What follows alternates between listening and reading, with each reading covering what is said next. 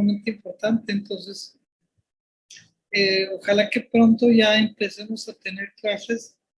Yo iría pensando dónde citarlos para tener la clase.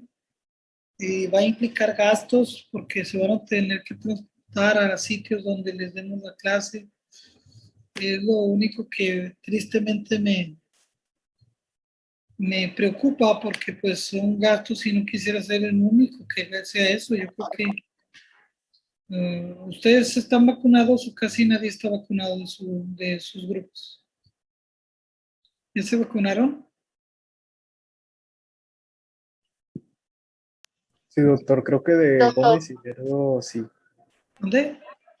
De Gómez y Lerdo creo que sí, ya tienen ambas Casi dosis. todos, casi todos tienen. Bueno, eso es muy bueno. Ok. Y lo más importante para seguir controlando el brote, es usar los N95 en clase donde está la gente, y eso es una seguridad muy grande para que no se transmitan en espacios cerrados, estas enfermedades. Bueno, vamos a empezar. Miren, esta quizás sea de las clases más importantes y más difíciles de entender para tuberculosis. Lo siento, voy a tratar de hacérsela sencilla, lo más sencillo posible. Esta está hecha para la Sociedad de Medicina Interna, la hice hace un año y medio. Pues todos manejamos tuberculosis, los internistas, pero ahí va. Entonces, como les decía yo, el 24 de marzo es el día de Roberto Koch para la tuberculosis, como un preámbulo histórico. Él es Roberto Koch, es uno de los científicos, investigadores en el campo de la microbiología, para mí el más grande del mundo. Para mí es más grande que Pasteur, no al grado de descubrimiento de Pasteur, que hizo una escuela de los pasteurianos, sino que Roberto Koch fue muy humilde, muy tranquilo, muy discreto. Este es Paul Ehrlich, otro chavo que se adelantó y aplicó calentamiento para mejorar la atención el mismo día que se estaban casi burlando de Roberto Koch, hasta que en un día los dejó apantallados en la Sociedad de Medicina de Berlín. Entonces, es una pregunta que les hacía yo a mis amigos: ¿qué se está haciendo a nivel mundial para controlar la tuberculosis? Entonces, pues nadie supo, ¿no? Nadie sabía. Y esto es lo que se está haciendo, que quiero que estén actualizados. Entonces, esta es la estrategia. La estrategia mundial es terminar la tuberculosis para el año 2035, empezó en el 2016, y tiene 3 puntos claves en la estrategia, que son reducir las muertes de tuberculosis que hay ahorita en un 95%, sí, cortar los nuevos casos de tuberculosis por 90% entre el 2015 y el 2035, y asegurar que no las familias estén rebasando sus límites de catastróficos de gastos de energía, gastos económicos debido a tuberculosis. O sea, es disminuir las muertes 95%, disminuir 90% los nuevos casos, y que no haya familias que estén muriendo por tuberculosis en el mundo. ¿Está bien? Lo cual es algo muy difícil de llevar. En esta gráfica dice cuál es el declino de la incidencia de la tuberculosis,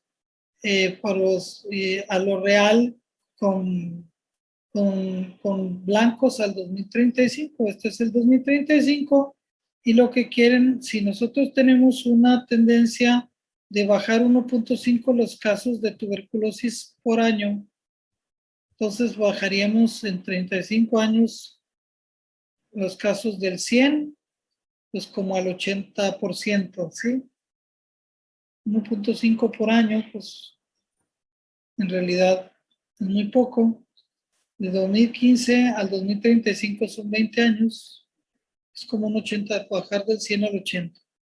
Pero optimizando nuestras herramientas para diagnóstico y tratamiento, vacuna, drogas, etcétera, más o menos para el 2025, y para del 2035 tenemos que disminuir a un 10% la incidencia de nuevos casos de tuberculosis, bajar 90% de lo que hay. Esto es una locura, pero es lo que existe. Esa es la estrategia mundial de tuberculosis. Para empezar, les puedo decir que pues en México con este gobierno no hubo vacuna para BCG y empezamos a ver otra vez tuberculosis en niños. O sea, ya saben mi opinión, ¿sí? ¿Y para qué los hago sufrir? ¿Sí? Entonces, este es el número de muertes. El número de muertes, esta es la cifra basal que tenemos. Y para el 2030, la estimación que tenemos que bajar es si ahorita la incidencia para el 2020, el 2015 era 27, para el 2020 22, para el 2030 que sean 5.5 en muertes. Si es 23,000, que haya 2,370 muertes. Esto es en América, ¿eh? Solo en América, no es en el mundo. Ok, esto es hablando ahora de mortalidad. O sea, se está alineando. Entonces, perdón, esta es la estimación que hay ahorita de las gráficas, pero esto es el blanco, es 2,000, en vez de bajar, de que tenemos 23,000, bajarlo a 2,378, 95% la letalidad de la tuberculosis. ¿Cómo? Pues dice esquemática por un cuidado moderno de la tuberculosis en los sistemas de cuidados. Entonces, por ejemplo, los datos electrónicos, un rapid search, búsqueda temprana de los casos, aquí empieza aquí, conteniendo a los pacientes con tuberculosis, hacer una rápida búsqueda de casos con las redes sociales, la radiografía, los estudios básicos de GeneXpert, las pruebas de susceptibilidad rápida que vimos el día de ayer, las pruebas de secuenciación directas, los tratamientos de corto tiempo. Acuérdense que el tratamiento TAES dura 6 meses. Vigilar que los pacientes estén llevando bien su tratamiento. Tener a los pacientes en control con el paciente y tener datos y hacer nuevas vacunas para la tuberculosis y romper todo este ciclo de enfermedad. ¿Está bien? Entonces se publicó en The Lancet 2019. Y entonces yo les comentaba a los muchachos, ¿recuerdan ustedes alguna clasificación de los fármacos antituberculosis? Y la respuesta sí fue de primera línea y de segunda línea. Entonces les dije, está bien muchachos, está muy bien, primera línea, son las más importantes. ¿Quién me dice los 4 drogas más importantes para la tuberculosis, muchachos? ¿Quién me lo recuerda? Las que hablamos el día de ayer, que alguien me preguntó, ¿qué es el HIN? HAIN. La isoniazida. Muy bien. ¿Cuál otra muñequita? ¿Cuál otro fármaco? Letambutol. Letambutol, muy bien.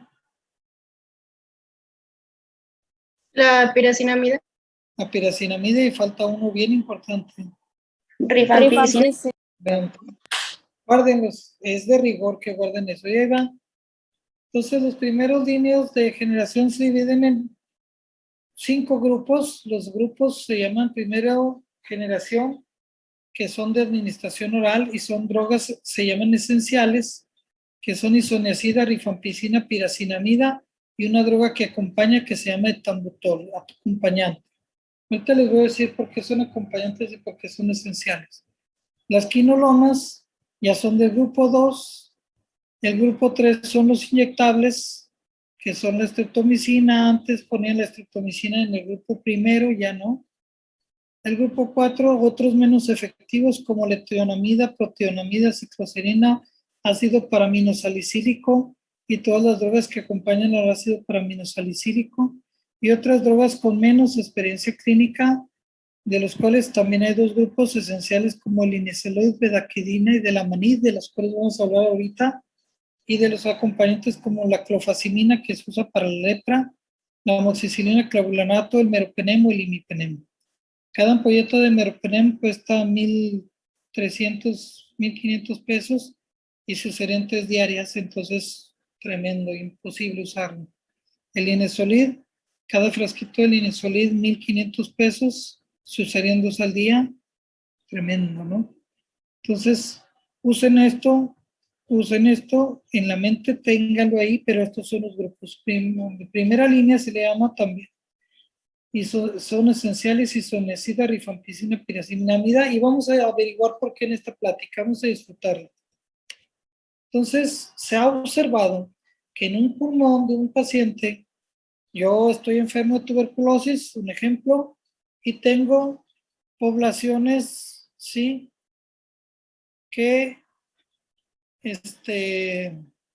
van a responder diferentemente. Por ejemplo, las drogas que previenen la resistencia, y vamos a ver por qué son, sobre todo estas tres, la rifampicina, isoniazida y el etambutol. Vamos a ver ahorita por qué. Estas son las de alta actividad para prevenir la resistencia. Las que son más intensas, más fuertes para matar al bicho, la isoniazida, lo vimos ayer en una gráfica, ahorita lo vamos a volver a ver. La rifampicina, la moxifloxacina, la levofloxacina son intensas, fuertes. La actividad de esterilización de los sitios donde de repente quiere brotar un bicho a crecer es la rifampicina y la piracinamida y la levofloxacina y la moxifloxacina. Y las que tienen mayor toxicidad también tristemente son el etambutol, rifampicina, isoniazida, moxifloxacina, ¿sí? Entonces, todo esto trae como consecuencia que ustedes vean más o menos la actividad de alta a baja, es lo mismo. Pero vamos a ver, ¿cuál es el antifímico más potente? Es la pregunta, y venía aquí, se los había puesto. Si nosotros vemos la reducción en logaritmos, números logarítmicos con las drogas que empleamos, vemos que la isoniazida es la droga más potente. Aún el tratamiento con las drogas que les digo que son principales, que es la isoniazida, principalmente la rifampicina, la etambutol y la piracinamida, estos 4, aún la reducción no es tan grande como la isoniazida sola. Pero ustedes dicen, bueno, doctor, ¿por qué no les damos isoniazida a todos? Y les decía yo, por algún fenómeno, que vamos a ver, se llama el fenómeno Fall and Rise. Ahora vean, fíjense, porcentaje de resistencia que se emerge o que se presenta a la isoniazida, que es la droga más potente, en relación al fármaco que acompaña a la isoniazida. Y entonces vemos que cuando ustedes juntan isoniazida y rifampicina, la tasa de resistencia casi no se genera, menos del 2%, se genera de rifampicina con isoniazida. En cambio, si usan isoniazida de streptomicina, ¡pum!, 3.5%. Si se van a etambutol, 5%. Si se van a tiacetasona, que también se usa para la lepra, se van a 15% de pacientes van a producir resistencia. Entonces, la rifampicina es el 1%. ¿Sí? ¿Sí lo entienden? Entonces, la mejor amigo, como decir Batman y Robin, Batman va a ser la isoniazida, es el más fuerte, y Robin de rifampicina es el acompañante. Batman y Robin. Isoniazida y rifampicina es lo mismo. ¿Sí? ¿Está bien? Entonces, la R de Robin es rifampicina. Recuerden mucho eso. Si nosotros analizamos los estudios de Dannenberg, de Luria y de Schlossberg, vemos cuando llega un bacilo tuberculoso, es engullido por un macrófago. Este macrofaguillo se multiplican los macrófagos. Aquí estos macrófagos no tienen dentro bacilos tuberculosos, estos sí. ¿Y qué empieza a pasar? Estos macrófagos todavía no están maduros. Estos macrófagos que están en color blanco, representados aquí, este es un macrófago maduro, y el macrófago maduro no replica el virus, ¿sí? Pero los macrófagos blancos, que son inmaduros, que son los que se comen al bacilo, se empiezan a morir. Vean cómo se están muriendo, y a esta parte se le llama necrosis gaseosa. Estos macrófagos están inmaduros, se están comiendo el virus y van a morir. Pero estos macrófagos que ya cambiaron de color, están maduros, son los que van a formar en un estadio, ¿sí?, Estos son los negros maduros. En el estadio donde no madura tu respuesta inmune, siguen comiéndose el bacilo tuberculoso, los blancos generalmente cuando hay poca maduración. Y vean la zona de necrosis desde aquí hasta acá. Es muy grande esta zona de necrosis. Vean, de aquí al centro ves toda esta parte de necrosis caseosa. En cambio, cuando llegas y haces el granuloma con macrófagos maduros potentes de acero, por decirlos así, negros, la zona de necrosis es menor. Sin embargo, aquí hay de 100 a 100,000 a 10,000 en focos caseosos de bacilos tuberculosos. ¿Ok? Pero vean lo que pasa en una caverna. No, perdón. Cuando nosotros vemos en una persona y hacemos un corte en su pulmón, existen diferentes medios tuberculosos, se les llama así, Milieux tuberculosis, donde hay unos bichillos que están creciendo rápidamente, otros bichos que son lentos, Rodríguez, para crecer, otros que de repente tienen brotes de crecimiento y otros que se inhiben con el ácido que están en intracelulares. Les voy a comentar que en cada brote, en cada diferentes medios tuberculosos, o sea, tuberculosos, los rápidos, los dormidos, los que crecen solo intracelulares como estos, y los que crecen con brotes así, de repente se les ocurre replicarse, para cada uno hay su droga predominante. Por ejemplo, para el crecimiento rápido, lo mejor es la isoniazida, y luego la rifampicina y luego la streptomicina. Pero la streptomicina no es droga de inicio, entonces aquí si quieren la quitamos. Para los de crecimiento dormido que se les ocurre crecer así es la rifampicina, igual como los brotes de metabolismo, brotes, explosiones de repente, repentinas de crecimiento y metabolismo, los mata la rifampicina. Pero aquí viene un punto muy importante que quiero que guarden como importantísimo de esto. Son dos cosas que quiero que guarden. La piracinamida solo actúa en bichos intracelulares, ¿sí? No actúa en bichos extracelulares. Si nosotros nos regresamos a este bicho, la piracinamida actúa en todo esto, pero no aquí, en los extracelulares no. ¿Está bien?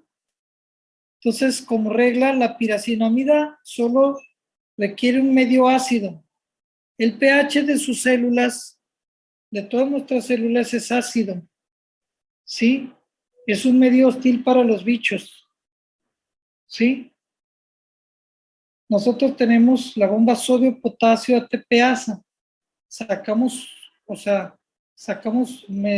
se dice? La bomba sodio-potasio ATPasa tiene el cambio de sodio-potasio y tenemos electronegatividad intracelular. ¿Sí recuerdan el potencial de acción? Que es intracelular, el pH de las células es ácido. Ok. Entonces, cuando la célula se muere, pues se quita esa electronegatividad y entonces si el pH ya no se hace ácido, ¿sí? Aquí en extracelulares la piracinamida ya no actúa la piracinamida. ¿Por qué es importante esto? Pero eso es son fregaderas. Dígame con qué se trata. No, es que tienes que saber cómo actúan los fármacos para la tuberculosis. Y aquí viene. Si nosotros tenemos a una caverna y tenemos muchos bichos extracelulares, debemos tener conocimiento de que la piracinamida no actúa en extracelulares, y entonces en esta parte, en los intracelulares, en estos bichos que están aquí, intracelulares, vamos a trabajar con el rifater. Bueno, el rifater, el jain y la piracinamida actúan en todo esto, en todos, extracelulares o intracelulares, pero la piracinamida solo actúa en estos, pero en estos extracelulares no. ¿Qué importancia tiene eso? Van a decir, ¿qué? Eso no lo logro entender. Bueno, graben esto. Extracelulares solo trabajan todos excepto la piracinamida, no actúa en los extracelulares. Porque es importante. Bueno, vamos a ver primero. En una caverna tuberculosa, el mayor número de bacilos se encuentra en las cavernas. Son de 10 millones a 1,000 millones de bacilos tuberculosos en una caverna tuberculosa. Según el tamaño, claro. Vamos a ver. Si yo le doy isoniazida a un solo paciente, colegas, a un solo paciente, si les doy una monoterapia, o sea, un solo fármaco, en las 6 semanas yo reduzco la población muy padre, pero empiezo a aumentar la población de bichos resistentes a isoniazida. Y en 18 semanas, que son unos 4 meses, yo ya tengo la tuberculosis igual, con mismo número de lesiones, horrible. Y lo peor es que tengo resistencia y tengo resistencia al bicho más intenso, al fármaco más intenso que es la isoniazida, el Jain, hidracida del ácido isonicotínico. Jain, ¿sí? Entonces yo no debo manejar monoterapia. Ahí les va el cuento. En México, y todavía existe un fármaco odioso que se llama Rifater. Y el Rifater tiene 3 drogas. Ahí les va, anótenlo. Isoniazida, rifampicina y piracinamida. ¿Sí lo notaron? Isoniazida, rifampicina y piracinamida. Le repito, ¿dónde actúa la isoniazida? ¿En qué poblaciones actúa? ¿Quién me dice? ¿Rápidas, lentas o de crecimiento? ¿Cuál es su, bueno, actúan todas, pero cuál es su ideal de la isoniazida? Los medios tuberculosos, ¿en cuáles? ¿En los rápidos, en los lentos? ¿En cuál trabaja la isoniazida? Disculpe, doctor. Dime. ¿Cómo se llamaba el fármaco que incluía esos 3? ¿Cómo? ¿Cómo se llamaba el fármaco que incluía los 3? Rifater. Rifater, gracias. Rifater. Sí, ahora la pregunta es, ¿la isoniazida en qué medio tuberculoso trabaja mejor? ¿Con los rápidos de crecimiento o con los lentos o con los de metabolismo en brotes? ¿Dónde trabaja la isoniazida? Con los rápidos. Excelente, mija. Excelente. ¿Y la rifampicina en los lentos o con los que brotan a crecimiento? Por eso le dice, es una droga esterilizante, la rifampicina. Esteriliza el sitio, llega hasta esos sitios. Muy bien. Aquí lo van a ver. Se los voy a poner otra vez. Isoniazida, crecimiento rápido. Rifampicina en dormidos y en los de crecimiento lento. Y rifampicina en brotes de crecimiento. Entonces, pero hay un problema. Vamos a poner, tenemos una droga que se llama Rifater. El Rifater tenía esto, ejemplo Rifater. Jain, que trabaja con lo rápido. Rifampicina, los lentos, y tiene piracinamida, que actúa solamente con los intracelulares. Con los extracelulares no trabajan. Entonces aquí viene una súper pregunta. ¿Cuál es la resistencia en México a la isoniazida en un paciente que adquiere tuberculosis y dices, vamos a ver si su tuberculosis que acaba de adquirir es resistente al fármaco más potente que es la isoniazida? ¿Cuál creen que es la resistencia a isoniazida de primera mano? O sea, antes de recibir el tratamiento. ¿Cuál creen que sea la tasa de resistencia a isoniazida en México? ¿Quién sabe? ¿Quién lo conoce? Entonces, como sé que es un tema difícil y es pregunta para internistas, les pregunté y de 60 internistas que vienen en mi conferencia, uno me contestó porque hizo un estudio, el doctor Esquivel. Me dice, anda como en 20%, 31% más o menos de resistencia a isoniazida. Entonces ahí les va, fíjense, ahí les va. Imaginémonos que este paciente que están viendo aquí, que tiene esta caverna, tiene resistencia a isoniazida. Entonces, quiten la isoniazida, ya no tienes esto en el Rifater, que le estén dando Rifater. Desafortunadamente, a alguien se le ocurrió, hasta neumólogos siguen usando este mugrero. Entonces, el Jain no funciona porque hay resistencia. La rifampicina, ¿dónde trabaja, muñequita que me dijiste? ¿Dónde trabaja, hija? La rifampicina, ¿en qué medios tuberculosos? ¿Rápidos o lentos? ¿O de brotes? En los rápidos. No, la rifampicina, hija. Ah, perdón, es que esa no fui yo, pero en los lentos dijo mi compañera. En los lentos, la rifampicina. ¿Quién eres? ¿Quién habló? ¿Quién Michelle. es? Michelle. Ok, Michelle. Ok. En los lentos. Entonces, no vas a poder contener el crecimiento rápido de todos estos que se están replicando rápido. Pero lo peor es que estás trabajando con rifampicina, pues funciona más o menos en todos, pero no hay tan rápido, en los rápidos no tanto. Vean esto. Vean esto. La rifampicina sí trabaja también, pero no es tan buena como la isoniazida. ¿Sí? Pero lo peor es que si no te funciona la isoniazida, aquí está trabajando la rifampicina, porque es resistente esta persona en sus bacilos tuberculosos, son resistentes a isoniazida, 31%, tocó ese porcentaje. Esta persona tiene, es uno de esos 31 de 100 individuos en México que tienen bacilos resistentes a Jaime. Entonces, estás trabajando nomás con rifampicina. Y dices, no, pues estoy bien, doctor. El problema es que aquí hay un chorro de bichos extracelulares. Y en los bichos extracelulares hay una droga que no trabaja y que se llama piracinamida. No actúa en extracelulares. Entonces, en estos bichos extracelulares, ¿con qué droga estarías trabajando? Solamente con la rifampicina. Porque este paciente es resistente a Jaime. Entonces tienes resistencia a rifampicina, tienes monoterapia rifampicina. ¿Sí me lo entienden? Si usas Rifater, digo. Y si el paciente tiene tuberculosis primaria ya con resistencia a isoniazida, 31% de los que adquieren tuberculosis en México tienen resistencia inicial a isoniazida, al Jaime, que es lo mismo. Entonces quitas el Jaime, lo borras de aquí, te quedas con la rifampicina. La rifampicina actúa en todos, predominantemente en los lentos, y con la piracinamida que trabaja también en estos, pero aquí sí trabaja la rifampicina, pero no trabaja la piracinamida. Y en este lugar de extracelulares, si la piracinamida no actúa y si estos bichos extracelulares son resistentes también a Jaime, el único fármaco que está trabajando aquí es la rifampicina y se queda en un fenómeno que se llama monoterapia. Ay, carajo.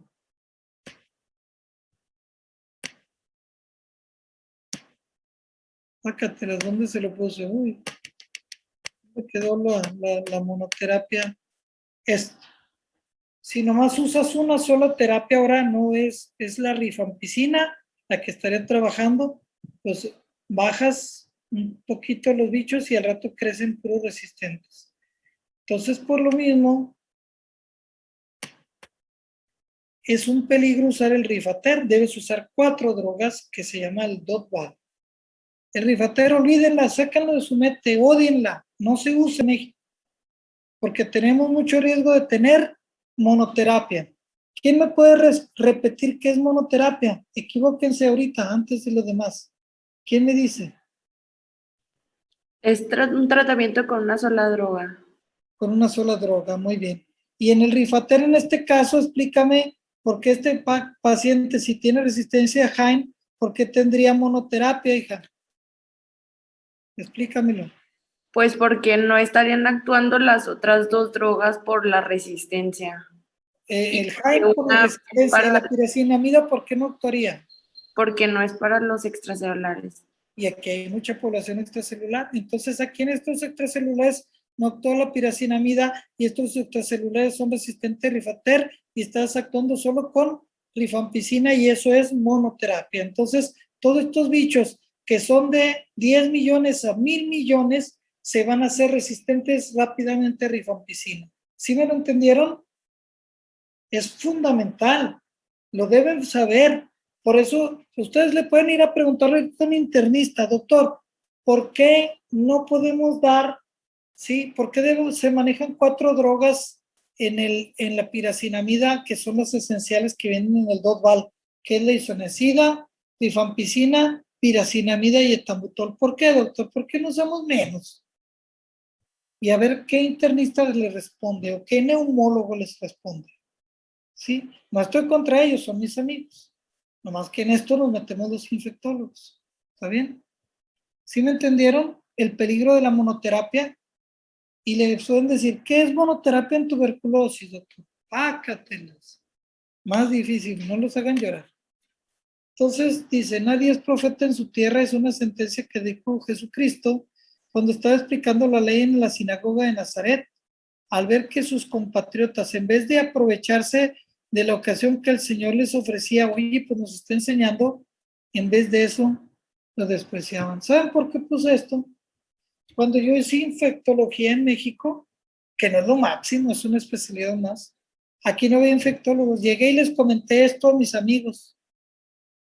Pues mis amigos eran mis peores enemigos. ¿No? Está loco ese güey, no le hagan caso. Siempre fue loco barbachano, siempre anduvo corre y corre como loco. ¿Sí? Bueno, ok. Tendencias, corrientes y necesidades futuras del doctor Caminero, Pepe, José Antonio Caminero. Es una revisión del 2019. Tenemos muchísimos casos y tenemos muchísimos casos de tuberculosis resistente. Entonces, ¿cuál es el camino para la resistencia micobacteria en tuberculosis? De 9 pacientes aislados heridos de tuberculosis desde TB susceptible a TB de resistencia extensa, seguimiento a 42 meses, cada individuo con 25% de secuenciación de nucleótidos por polimorfismo de nucleótidos, al analizar solo unos 50 pares de bases de 35 polimorfismos, 20 transitorios y 15 al final eran fijos. 12 de esas mutaciones estaban ya asociadas a resistencia geno y fenotípica. Se generan con el mal apego y dosis insuficientes de fármacos o mal empleadas. Reflejan adaptabilidad del micobacterio en tuberculosis a la presión selectiva de los fármacos. ¿Sí? Importantísimo eso.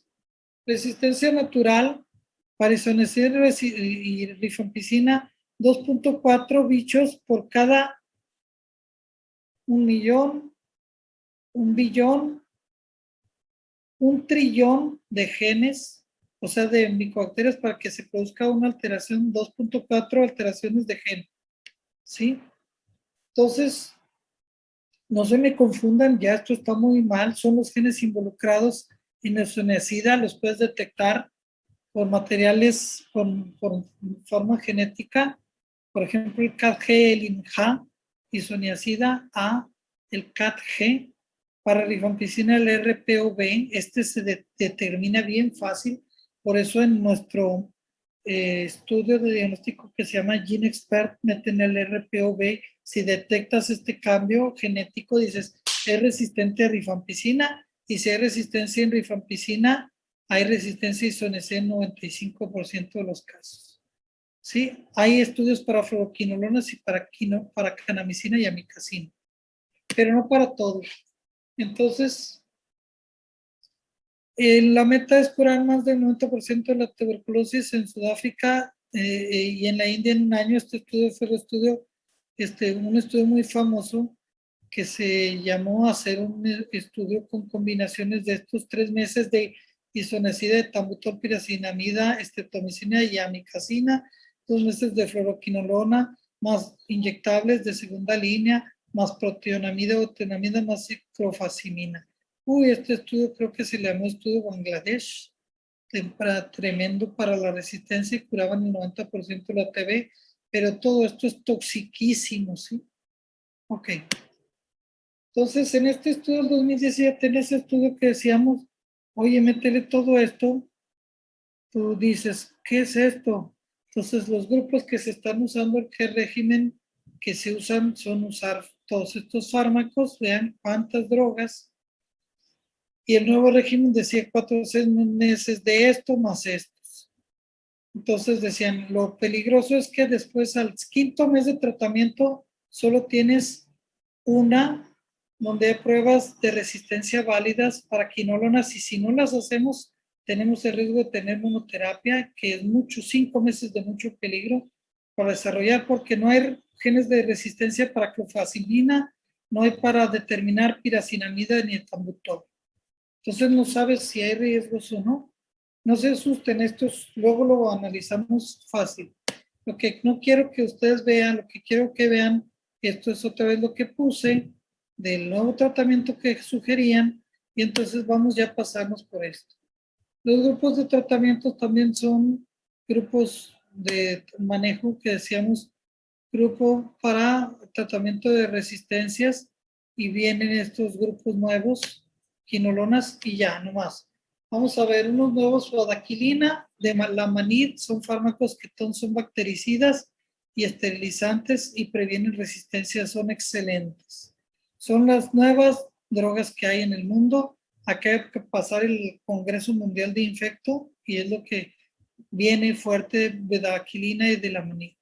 Sí, básicamente estudios de estos, la bedaquilina, excelente, el de la manid excelente y el inesolid. ¿Cuáles son las limitaciones? No hay en México, carísimos.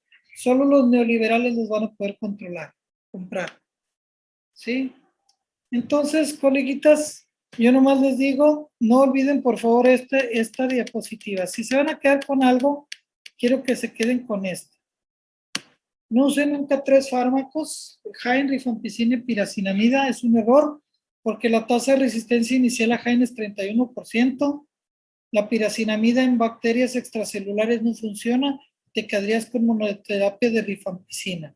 Si te quedas con monoterapia de rifampicina te va a pasar el fenómeno de monoterapia que es el fenómeno de caída y subida, fall and rise.